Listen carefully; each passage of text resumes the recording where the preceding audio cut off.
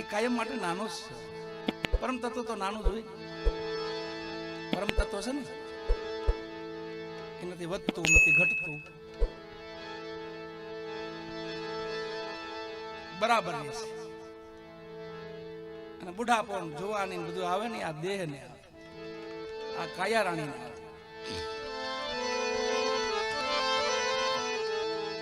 બાકી આત્મરામ ને એ કઈ નથી.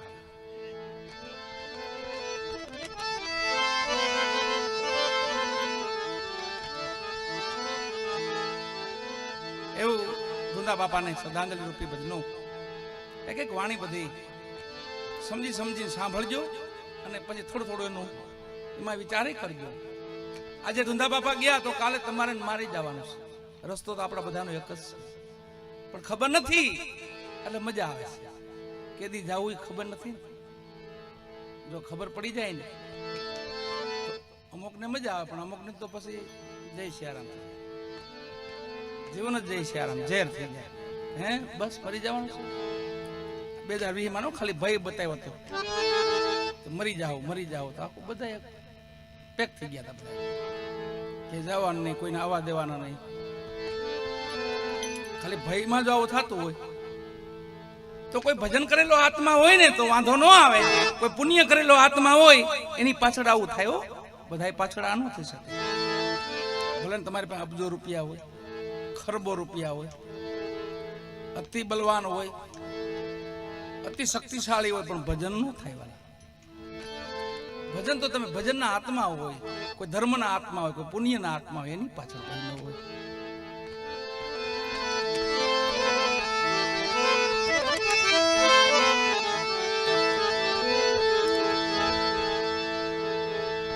આજનું રાત જમા જાગરણ છે જી એ ધુંધા બાપાના નામ માથે એની યાદમાં, ખીમા બાપા એમની યાદમાં, આપણા પિતૃલોક કહેવાય જેને, દેવ કહેવાય, પિતૃદેવ. આજનો અવસર છે આપણી પાસે હાથમાં. આ અવસર એમ છૂટવાનું હોય વાલા. જો માતાઓ દીકરીઓ હાથમાં અગરબત્તી લઈને ઉભી ગયું છે. એ શા માટે ખબર? ફરજ માંથી છૂટે છે. અમારથી કઈ ભૂલ થઈ હોય, અમારથી કઈ વેણ કવેણ બોલાવના હોય તો માફ કરી દો. એ છૂટવા માટે ઉભા છે. માતા પિતાના ઋણમાંથી છૂટાતું નથી, પણ છતાંય આ એક છેલ્લા અવસરે આપણે કઈ પ્રાર્થના કરીએ ને તો એ દેવ આત્મા છે. આપણે જીવાત્માને માફ કરી દઈએ અને સદાય આપણી માતા રેમ દ્રષ્ટિ રાખે.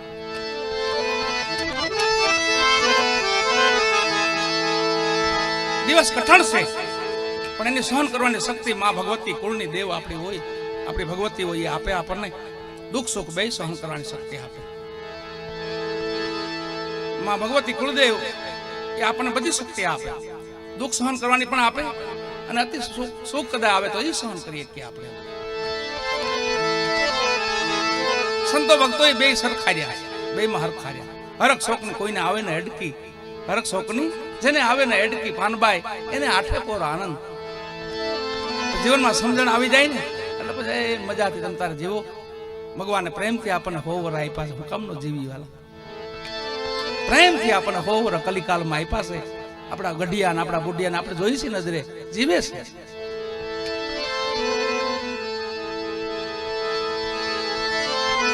પણ ભેગી ભક્તિને રાખી, ભેગું ધર્મ રાખી અને પછી ભેગા પગ ડગલા માંડીને તો એની મજા કઈ ઓર છે.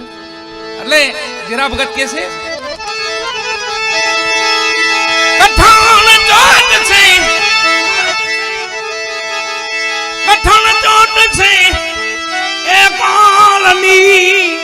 મરણ મોટેરો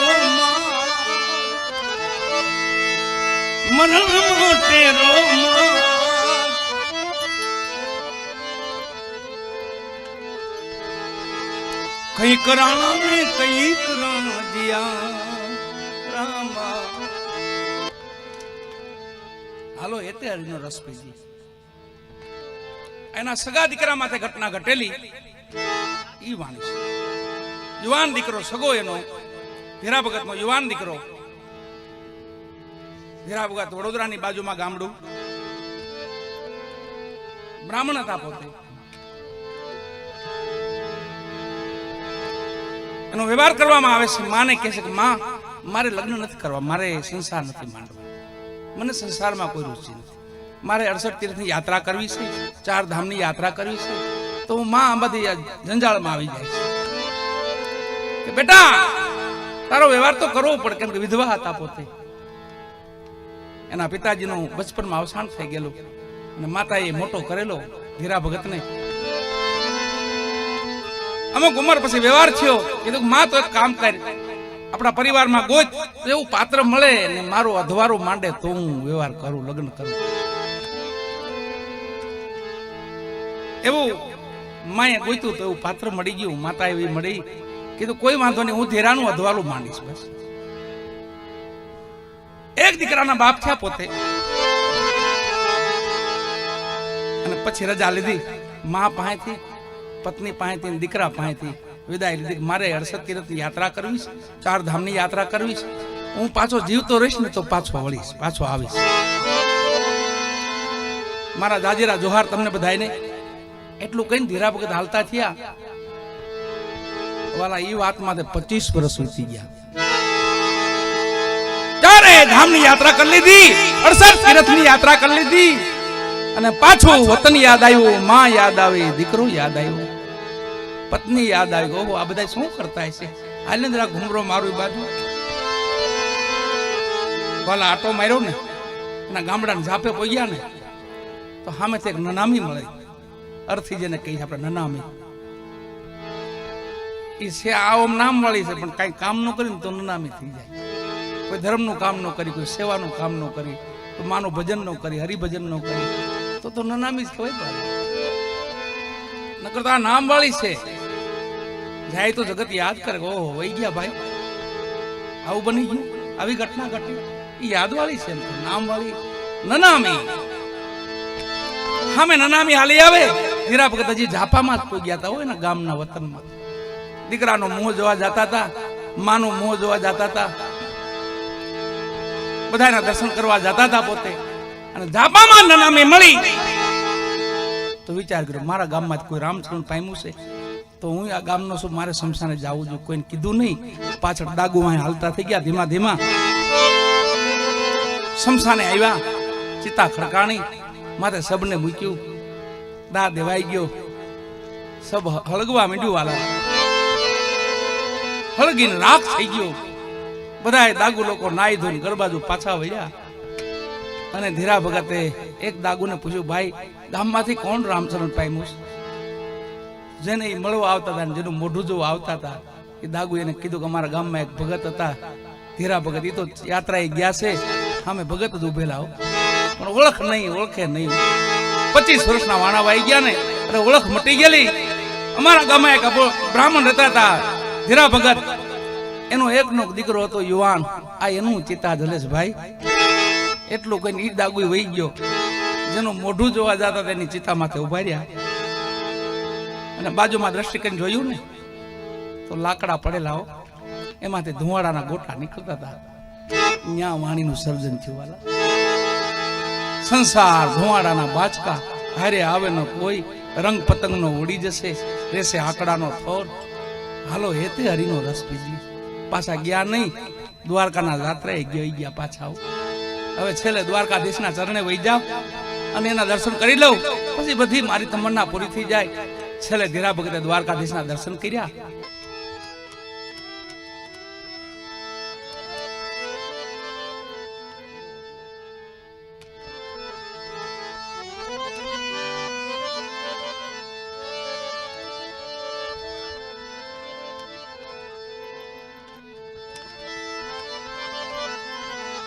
કઠણ ચોટ કાળની મરણ મોટેરો માર, કઈક રાણા ને કઈક રાજ્યા છોડી આયલા સંસાર, હાલો હેતે હરિનો રસ પીજી.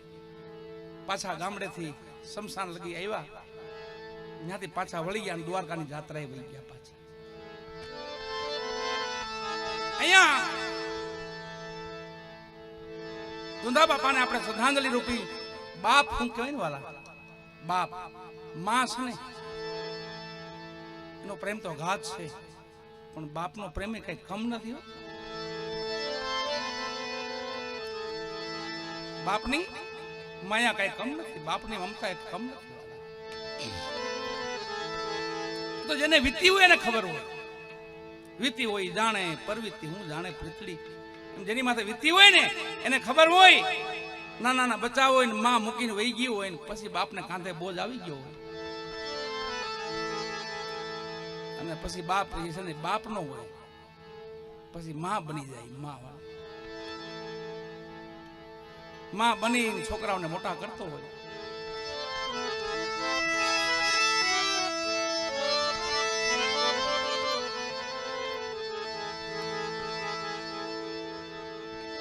અમુક દુઃખ તો પરાકાષ્ઠ દુઃખ છે. અમુક દુઃખ છે ને પરાકાષ્ઠ દુઃખ છે. એક બચપનમાં કોઈની માં નો મરે, બચપનમાં કોઈનો બાપ નો મરે, યુવાન કોઈનો ભાઈ નો મરે, નાનું બચ્ચું કોઈનું હોય, એકનું બચ્ચું હોય, એ કોઈ ભગવાન એને સલામત રાખે.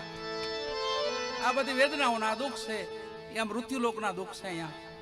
અને એ બધું સહન કરવાની શક્તિ આપણે માં ભગવતી આપણી એ આપે. આપણે ધણી આપણને શક્તિ આપે. એક બાપની વેદના છે. અમારા મહાપુરુષ એટલે મારા ઇન્દ્રભારતી બાપુ રુદ્રેશ્વર જાગીર એ વેદના લખે છે. બાપની પણ કાંક વેદના છે. માની વેદના છે ને એમ કાંક બાપની પણ વેદના છે. કે છે ઇન્દ્રભારતી બાપુ,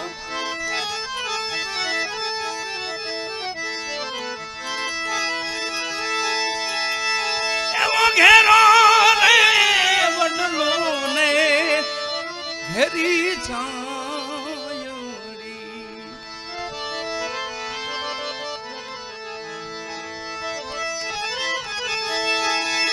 એ માઈ ઘેરો રે વડલો ને ઘેરી છાયડી,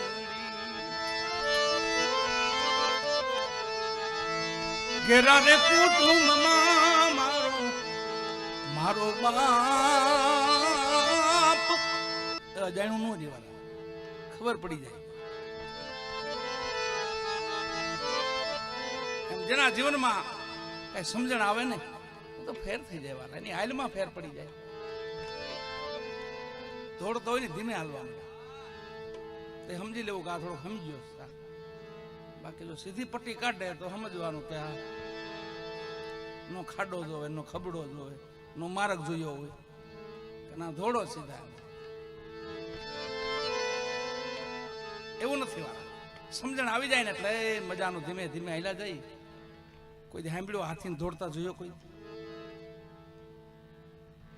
હાથી કોઈ દોડે જ નહીં, એની મસ્તીમાં જ હાલ્યો જતો. આમ એવું જીવન છે કા?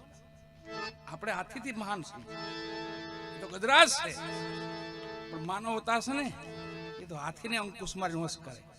માનો તો એવો છે વાલા. હાથી એટલો ધીમો હાલતો માણસ કેટલું હાલવું જોઈએ? કોકને પૂછીને પગલું ભરાય, ભાઈ પગલું માંડું બાપુ માંડો તો માંડી દેવાય. કેમ 10 જણા જોયું પછી વાંધો ન આવે. એમ ભજન છે અનુભવનો મલક છે. આમાંથી સમજણ મળે આપણને. થોડીક ધીરું હાલવાની સંતો મહાપુરુષો શીખવાડે છે. હોવર આપ્યા હું કામ પસામાં પૂરા કરી નાખો છો? પૂરેપૂરા હોવર આપ્યા છે આપણે. એને દોડીને આપણે પસામાં પૂરું કરી નાખી. બોલો એવું નથી.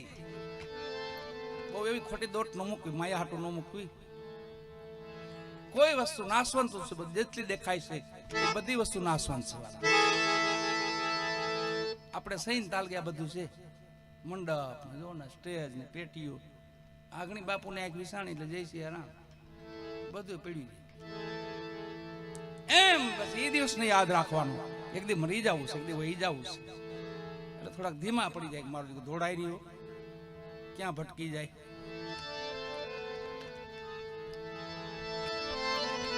એમ બાપા ધંધા બાપાને આપણે શ્રદ્ધાંજલિના ભજનો બધા એક પછી એક અર્પણ કરી છે. એમાંથી એક ભજન ભીતરનો ભેરું મારો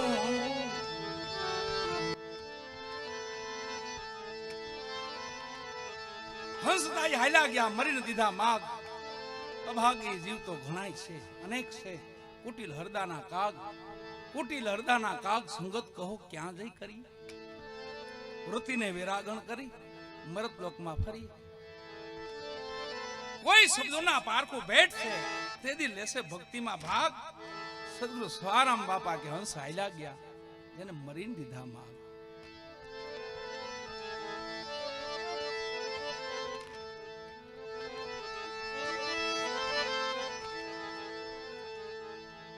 કઈ ભજન કે પુણ્ય કઈ હોય ને તો વાંધો ન આવે, નકર આત્માને આ ખોળિયું છોડવું પડે ને કેટલી વેદના થાય ખબર. કઈ પુણ્ય હોય, પુણ્યશાળી આત્મા હોય તો ન વાંધો આવે, તો ધીમે ધીમે નીકળી જવાય. પણ જો કાંઈ ન હોય અને હાવ કોરું ખેતર હોય, બીડ જેવું ખેતર હોય, એમાંથી નીકળવું કઠણ થાય.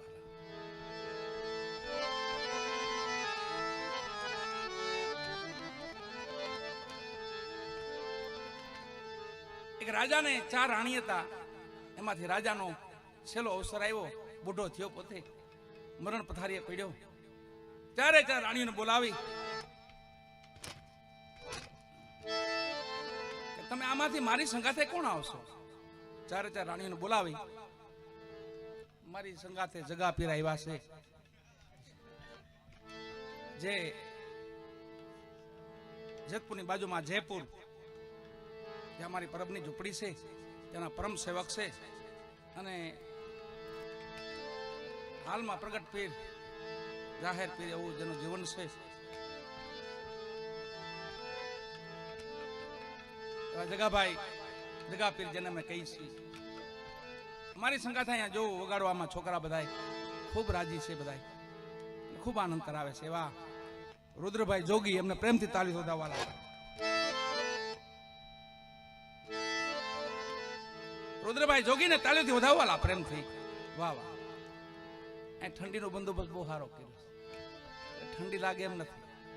અને દાદાએ ખૂબ ભજનાનંદી આત્મા છે, જેની પાછળ આવા સુંદર મજાના ભજનો થાય છે. અટાણે ભજન થવું જ કઠણ છે, બધું થાય, ભજન ન થાય.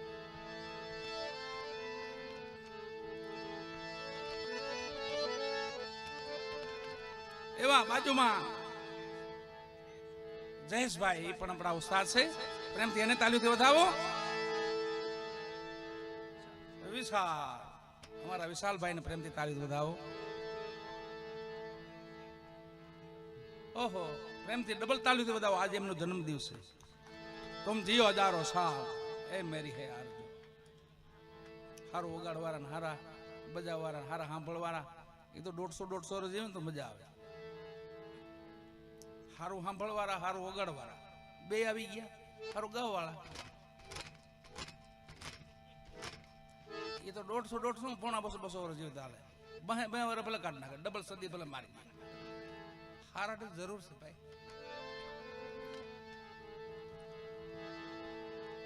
એવા મારા સુંદર મજાના વાસુંકી સાઉન્ડ દાદા, વાસુંકી દીપુભાઈ, પ્રેમથી તાળીથી વધાવો. થાન વાસુંકી સાઉન્ડ. એવું મારું શૂટિંગ, એટલે દેશ વિદેશમાં જેનું નામ છે, જેનું પ્રખ્યાત છે, એવા રાજસિંહભાઈ મોઢવાડિયા, એમને પણ તાલીથી વધાવવાલા પ્રેમથી. અને 2 ચેનલમાં જે લાઈવ છે, એ 2 ચેનલ મારી છે. એક મારી દીકરીની છે અને એક મારી છે. પણ આવશે 2માં ભજનો, બીજું કાંઈ નહીં આવે. ઝઘડા કે ડખા કે એવું કાંઈ નહીં. ભજન કે સત્સંગ એવું કાંઈ સાંભળવું હોય એ અમને આવડતું એટલું, એમ વધારે તો બહુ અમને નહીં. જેટલું અમને ફાવે એટલું બોલી, અને જેટલો અનુભવ થાય એટલી વાતો કરી. આપણા ગામ આવ્યા તો એની વાત કરીએ. હવે આ ગામ જોયું જ નથી તો વાત શું કરવી.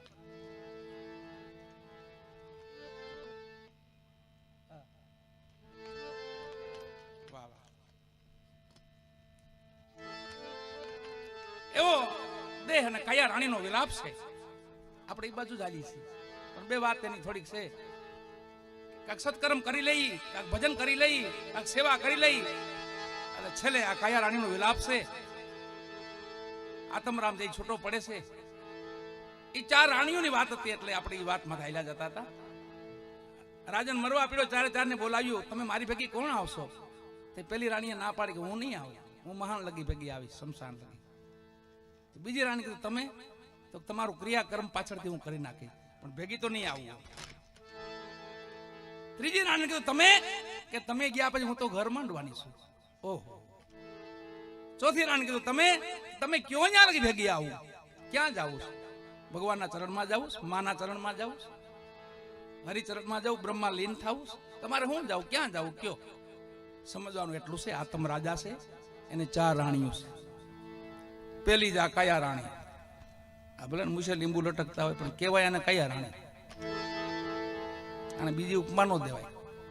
કયા રાણો નો કહેવાય. કયા રાણો કોઈ કીધું? કયા રાણી. પછી પુરુષની હોય તો ભલે, માતાની હોય તો ભલે, પણ કહેવાય આને કયા રાણી. અને કયા રાણો નો કહેવાય. અને બધાયમાં વસે છે એ આતમ રાજા કહેવાય. માતામાં વસે તો આતમ રાજા, ને આપણામાં વસે તો આતમ રાજા. આત્મી રાજા કોઈ કીધો? નો કહેવાય. આત્મી રાજા હોય જ નહીં. આતમ રાજા એક જ રાજા છે, આતમ રાજા. અને કયા રાણી. આ પેલી રાણી. બીજી રાણી કીધું તમે ક્રિયાક્રમ કરી. ત્રીજી કીધું તમે, આ પછી ઘર માંડી. ચોથી કીધું તમે કયો ન્યા લગી ભેગી આવું. સમજવાનું એટલું છે, પેલી કયા રાણી મહાન લગી ભેગી આવે, બાકી જાવું ન્યા નો આવે. મહાનમાં બાળી નાખે. આ કયા રાણી. બીજી આપણી પત્ની. ભેગા કોકો હાલે તો એના નામ રહી જાય, બાકી તો અહીંયા બધું ક્રિયાક્રમ કરી નાખે. અને 12મે દિવસે હરિહર થઈ જાય, લાડુ બાડુ જમી લે, બધું જય શ્રી રામ. એ આપણી પત્ની એટલે ત્રીજા રાણી. અને ત્રીજી એટલે આપણી માયા ઉડે ઈ. આમાં આપણે ગયા એટલે આપણે નામે 150 વીઘા હોય, ગઈ બીજાના ઘરમાં ગઈ. દીકરો દીકરાના ઘર અહીંયા વહી જાય, કોઈ દીકરીઓ દિન પાસે વહી જાય, કોઈનું સરકાર પાસે વહી જાય, પણ એ નહીં, એ માયા રાણી. અને ત્રીજી અને ચોથી તો એ આપણી ભક્તિ. જ્યાં લગી જાવું ત્યાં લગી ભેગી આવે. વાલા માના દરબાર લગી ભેગી આવે, ભગવાનના દરબાર લગી ભેગી આવે, હરિના ચરણ લગી ભેગી આવે, હરિમાં લીન થવતા લગી ભેગી આવે. દાસ પુરુષોત્તમ કહે છે